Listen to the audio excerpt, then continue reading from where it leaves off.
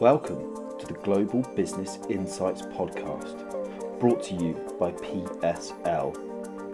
I'm your host, Max Kent, and I'll be joined by my co-host, Dr. Charlotte de Brabant.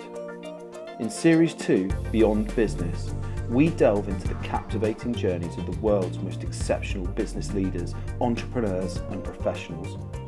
Our mission is not only to ignite inspiration and knowledge for the next generation, but also to illuminate the path for those currently navigating challenges. Join us as we uncover the remarkable stories that transcend traditional business narratives and offer a beacon of hope and guidance. Hello, everyone, and welcome to our Global Business Insight podcast that delves into the personal stories of individuals out there who have turned their entrepreneurial dreams into reality. And today we have a special guest and my dear friend, Max, who will share his unique journey of starting a business. So I guess let's just dive right in. Hi, Max. Thank you for being here. Hi, Charlotte. Delighted to be here. Bit nervous about what you're going to ask me, but let's do it. Oh, let's do it, Max. No shame. Just speak right out of your heart. Okay. Max, as a successful CEO leading your own company and having a team of 7 employees now, your journey must have been just filled with valuable experiences. So maybe you can share some key moments that helped you to shape your path to this level of achievement. Okay, yeah, great questions. So I think I've always been a leader in one shape or another.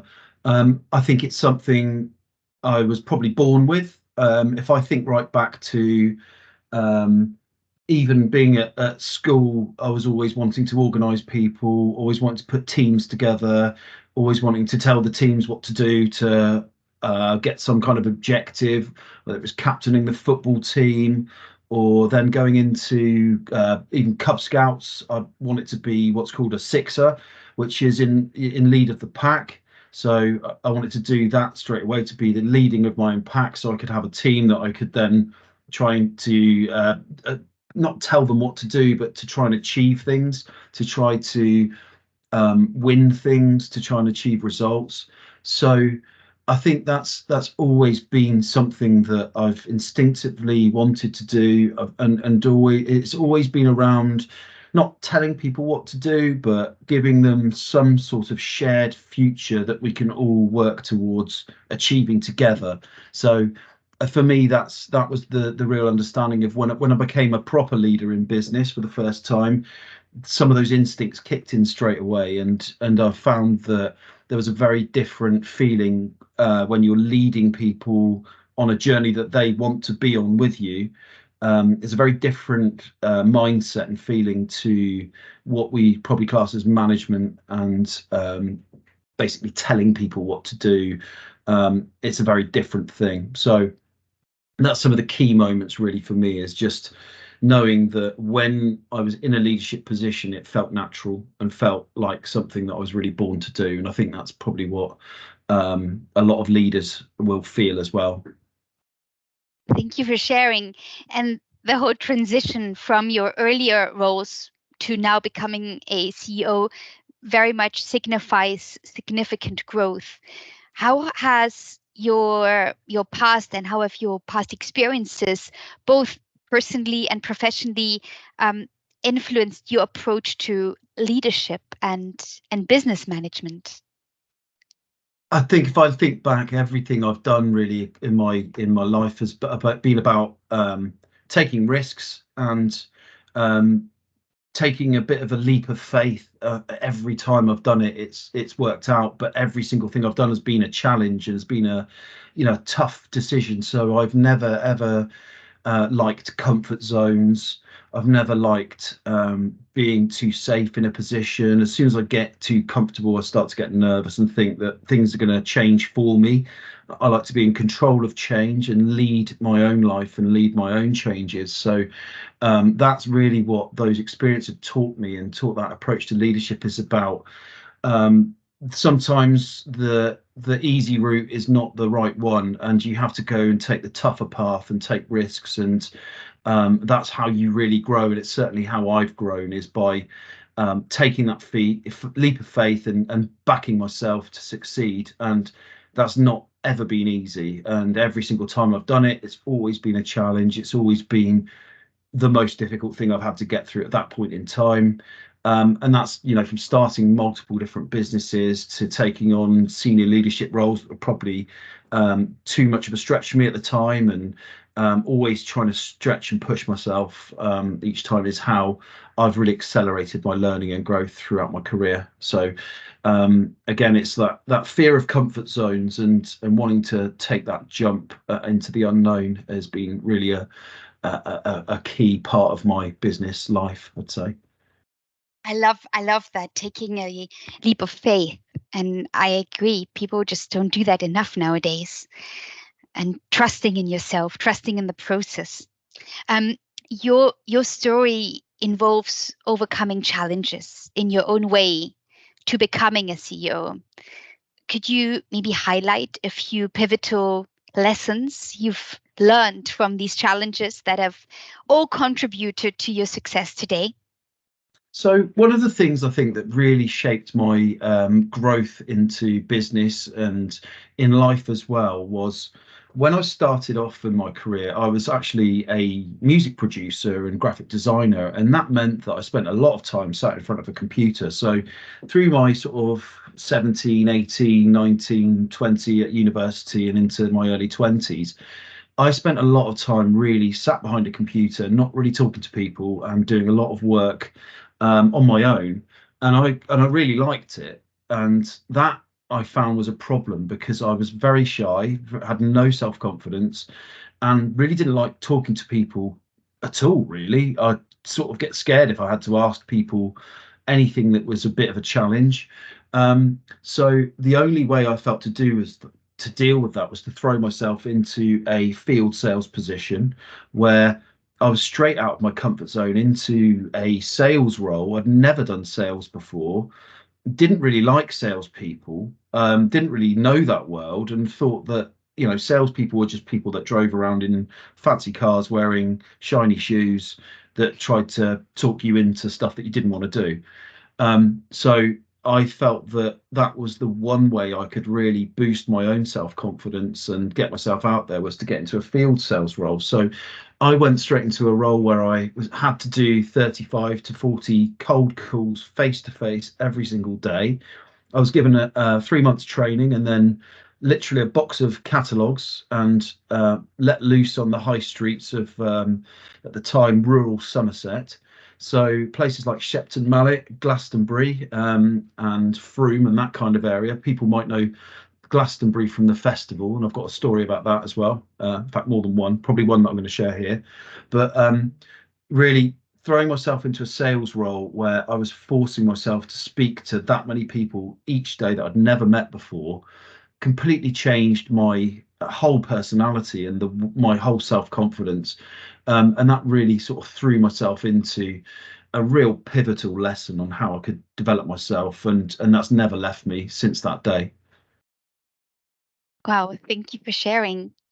Um, Making the shift to a leadership role often requires a very strategic mindset. And how did you leverage with your prior experiences and skills to navigate your way to successfully running your own company?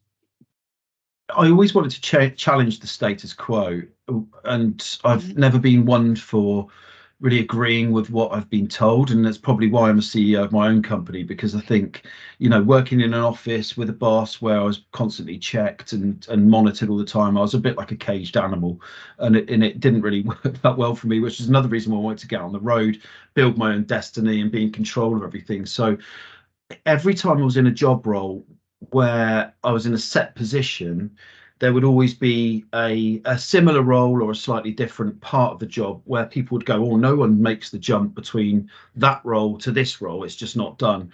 So for me, that was always the challenge that I wanted to do. So in my field sales role, and the company I was in, you had defined paths about, you either went down the route of being an account manager, and that was a farmer of accounts where you looked after businesses, you put the arm around the shoulder, you grew the business, or you were a new business hunter that was out there winning new deals, and you weren't supposed to do both. So no one made the jump between the two. You either chose to be an account manager or you chose to be a new business person, and you followed off down those two avenues. So I started off in account management, but I wanted to go into new business and I wanted to win accounts. I wanted to do the hunting rather than the farming, because I wanted to learn both sides of the equation and really learn the whole picture. So straight away I had people saying, "Oh, no one does this. You shouldn't make this jump. You should carry on practicing your account management skills and grow that." And that obviously was exactly the challenge that I needed to hear. As soon as I hear stuff like that, my whole life has been about going, "I don't agree with you. I'm going to do it because you told me not to." So as soon as someone tells me you shouldn't go to a new business position, guess what? I went straight into a new business position. And again, it was a challenge, but surprise, surprise, I challenged myself to achieve it. I ended up going £1 million over my sales target, and Wow. proved to myself that I could absolutely do it. And I should never listen to people who tell me I can't do something, because every single time I proved it. Again, taking that further into my business life, I went from sales to procurement. And again, people say, well, you're either a salesperson or a procurement person. You're not both, because they're always against each other fighting. Well, for me, that's not the case. It's about learning both sides of a transaction. So how does a sale get made, and how does the person making or choosing to buy that product or that service, how do they make that decision? I wanted to learn both parts of that. So moving sort of 20 years on, 25 years on, I've got 15 years experience of being a procurement leader, procurement person, running procurement teams, running procurement processes, and then another 10 years of professional sales experience where I've been in, pure new business roles where you sink or swim by winning those accounts. So I wanted to put myself in the firing line every single time to make sure I really felt the pain of how to succeed and how not to succeed, so that I learned as much as I possibly could do. And for me, that's what I'd say to anyone else really looking to progress themselves in business, is to, again, take those risks, put yourself into the roles where people say no one makes that jump, and carve out your own path. Absolutely. And then let's go to the next question. From your time as a team member to now leading a team, your perspective on collaboration and communication must have evolved, especially when you're just saying carving out your own path. So how do you ensure effective communication and foster this teamwork within your organization now? There's quite a lot in that. I mean, really, I think it's connecting with people on a human level. It's understanding that you're not always going to have an easy conversation with people, that you have to face things head on, regardless of what your relationship is with them. I think you can be friends with people in your team, but they can still treat you with respect as their leader. There's a balance between that, and making sure that people know where they stand with you. And making sure that you have regular open dialogue with people and open communications. Some of the best conversations that I have with my team and with my reports, and I'm now part of my role now is a leadership coach. So again, that's about working with people to lead and manage them to achieve more than they thought was possible. Even if I'm not directly working with them, I still love that whole relationship of working with someone to lead them on their journey and give them that path to follow, where they can get to a place where they didn't think was possible. And that's really, for me, what leadership's about. So that collaboration and communication. Some of the best meetings I've had is when I've had meetings with people and there's no fixed agenda. So I like to get on a call with people. I like to meet with my direct reports and anyone else in the business and say, just simply, how's it going? How are you? And go from there, really. And you find you'll get a lot more out of people if you sometimes don't have an agenda with your direct reports. If you just let them talk and let them open up, they'll fill the gaps and tell you probably a lot more than they're expecting to. But they'll only do that if they've got that respect for you and they've got that relationship with you, that they know you've got their back and that you're going to support them. Not you're not just doing it for the company point of view, which I think happens a lot in management roles, where you could work with people, but they actually don't show that they really care. And so there's a whole human element to this about caring for people and really wanting to see the best in them. Oh, I absolutely agree, especially asking how they are doing. And if it's sales or procurement, if you see the numbers haven't really been performing, not just saying, hey, come into my office, why aren't you doing this? Why hasn't, what am I seeing? But actually asking, are you all right? Is everything okay? And then you may just get a lot more out of it. And maybe it's a personal reasoning why certain results haven't come up. Um, Max, balancing a thriving career as a CEO with personal well-being can be demanding. So how do you manage your time and prioritize self-care, maintain a healthy work-life balance with your beautiful family? Yeah, so I think it's been different at different stages of my life. I think when I was in a full-on new business or sales role, that was incredibly demanding, and I'd say that I'd be out, doing calls and meetings all day and get back and have, huge amount of work to do every single night. So it was, and I'm sure many people have been in similar roles. What I found was that's not healthy, and I could actually do more and be more effective as I worked smarter and found strategies how to work smarter as I got more experienced, to the point where, and I hope my co-founder Paul is probably not listening to this part, but I think you can do and be effective in 2 to 4 hours a day. And that's probably the prime time you spend really being effective. If you think about what you do around those roles, I'm not saying I don't sit at my desk for sort of 8 hours a day, but really the quality work I think you could probably do in 2 to 4 hours a day. And I know that Richard Branson, who's an inspiration of mine, says that you can do the majority of business work as a leader in 15 minutes a day.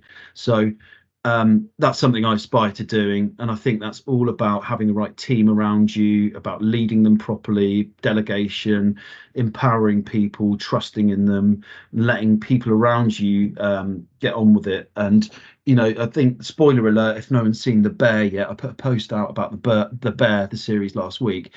There's a really great example on there where the main leader spends a lot of time building up to the launch of his new restaurant. And on the actual night, he accidentally gets locked in the fridge and can't get out, and is worried the whole time he's locked in there about the whole thing going wrong. When he gets out, the team have done a brilliant job and delivered for him, and the whole thing is a success without him. And I think that's a lesson to us all as leaders to go, if you've done the right things with your team to build and empower them in the right way, then you have to trust them and let them make their own mistakes. And you know what, they probably will deliver for you. I agree. Yeah. And that's also what I do with my team when they join. Sometimes I even do an experiment. I just tell them what is the end result, and not telling them how do we do certain steps or what are the processes, but just what is the end result, and let them come up with a solution or a way how to accomplish the end result. And you'll be surprised of the results you get. Um, Max, as a CEO, continuous learning is key to adapting a dynamic business landscape. Can you maybe share an example of how your commitment to learning has positively impacted your decision making and leadership style? Yeah, again, I think how you really accelerate your learning is going back to what I said earlier about putting yourself out of your comfort zone and into situations where you are not sure how it's going to go. You're not sure how the result is going to go for you. And that's how you learn. I mean, I've started, what's this, my fourth startup now. I think I sold one company, one did okay, but fizzled out. The other one failed completely. And I know it's a real cliche for people to say fail fast, but in failure you learn so much. The real key is to analyze and check back on what you actually learned from that experience. So I actually have a little process that I run through with anything that's a key event that I go through, which is called a review for learning. So if I've done something like a big sales meeting or a big client meeting, or gone through the first year of a startup, I'll run through a set of questions with myself, and that looks at what 7 things went well for you. Why did you think they went well? What 7 things did you think didn't go so well? And why didn't you think they went well? and then what key learning points do you get from that?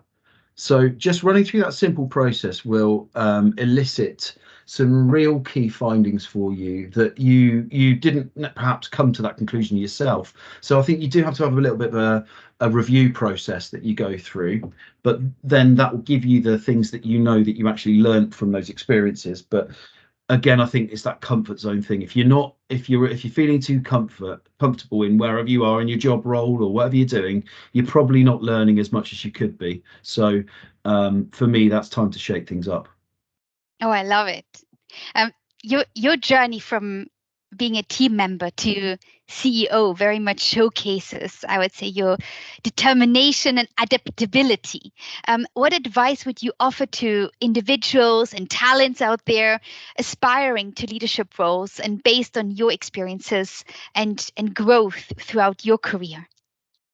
Okay, so I've had quite a few strange leaving do's when I've been sat in the corner facing the wall, or I've been told to go off and sit at home for the last 2 months because I've jumped ship and joined a different business or joined an organization that probably was one that was a bit frowned upon by the organization I was already working for.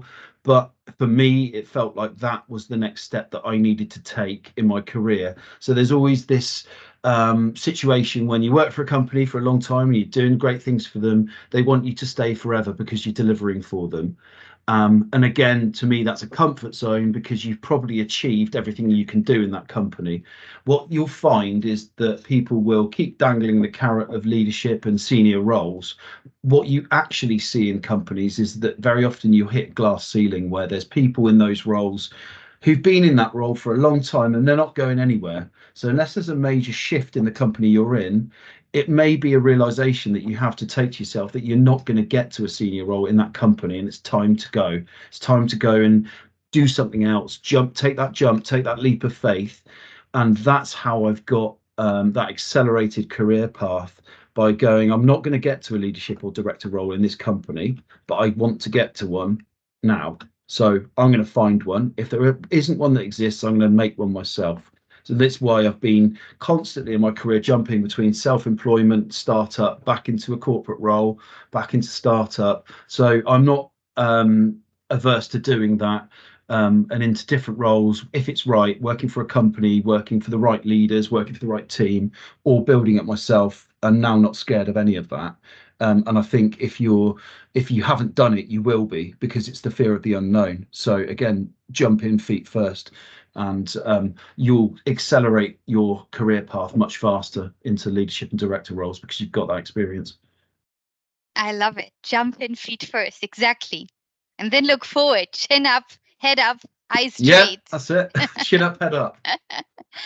And beyond your role as a CEO, you're also known for all your involvement as a DJ and music producer. I love it. How do you balance your passion for music with your demanding role as a business leader? And maybe you can share some insights from your music career and how it brings this whole leadership approach to you. So I've got a bit of a different background to quite a lot of people that I come across in the business world, because I grew up in Wiltshire in the UK, and in Wiltshire in the UK, you're very close to Glastonbury Festival, which is the largest festival in the world.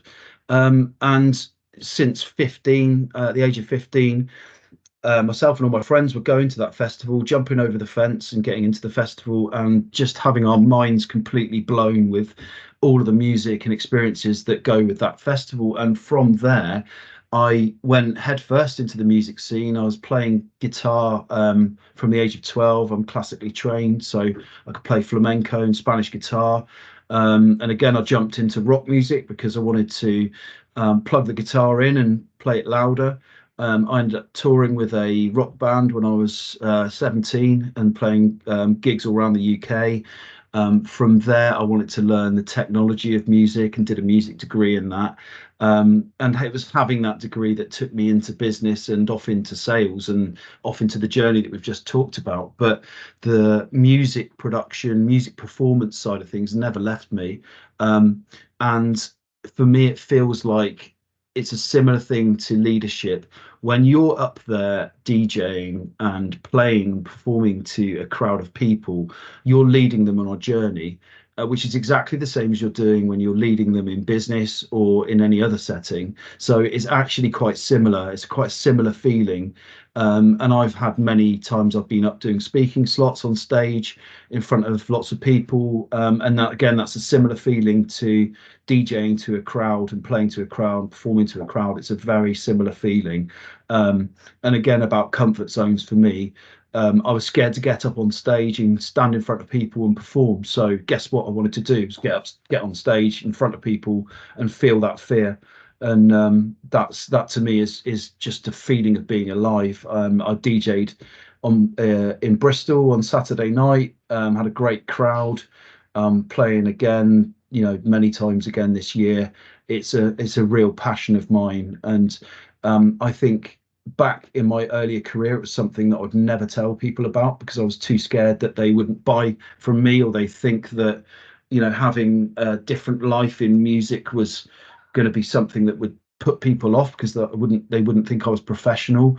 And I've learned to just share that and embrace this as who I am and not be scared of it, and share it and share that love and passion for something that's really close to my heart. So I think that comes into leadership and business, actually, in terms of true passion and following your heart and following your passions.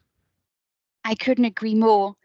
And Max, last question: with your current success as a CEO and team leader, what are your future aspiration goals for yourself and for your company? And how do you plan to continue evolving and ensuring the growth for your company?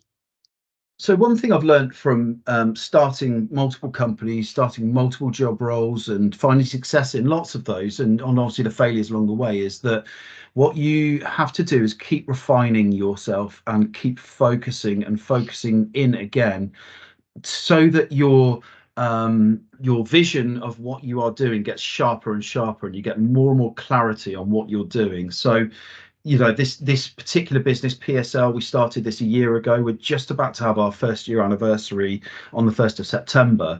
And really what that's talking about refining now for future aspirations is really sharpening the focus of what we do. And we're getting a lot more clear on what it is we do. When we started, we had multiple different revenue streams, multiple different things that we wanted to do. And now we know what is going to bring the revenue and bring the money in, bring the opportunities in, and some of the things perhaps that won't be so successful. And we're not precious. We're very much about focusing in on those and letting go of some of those things that perhaps weren't working, and making sure that we're continuing to do that, to evolve and refine that growth of the company. But the reason for doing that is because what we do is helping people save money. It's helping people in their jobs. It's helping empower them. And that's a real mission for me to continue doing that. We've got a sustainability piece as well, which is a big thing for me, but it's not the only thing. It's about creating jobs for people, creating a life for them, as well as me and all the people that work for me already, that gives them a great company to work for and a great experience, and gives them some of the things that perhaps I didn't have when I was growing up through my career. So it's just as much about giving back as it is about building something. Oh, thank you, Max. I mean, what an inspiration you are for so many business leaders out there and entrepreneurs. And thank you for sharing your incredible entrepreneurial journey with us. I would say your insights and experiences serve as a testament to the determination and creativity that entrepreneurship really demands. And I think you're a true servant leader. And to our listeners out there, thank you for joining us in this episode. Every entrepreneur's journey is unique, and there is just so much to learn from each other and from all these personal stories. So stay inspired, stay resilient, and tuned in for our next episode as we continue to explore the whole world of personal stories. Thank you so much.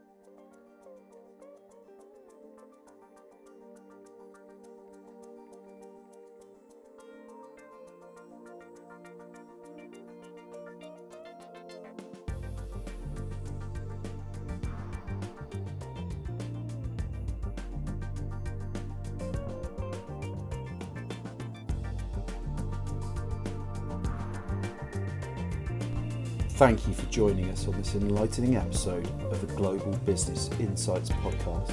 Stay tuned for more inspiring stories and valuable insights that will continue to guide and uplift you on your journey.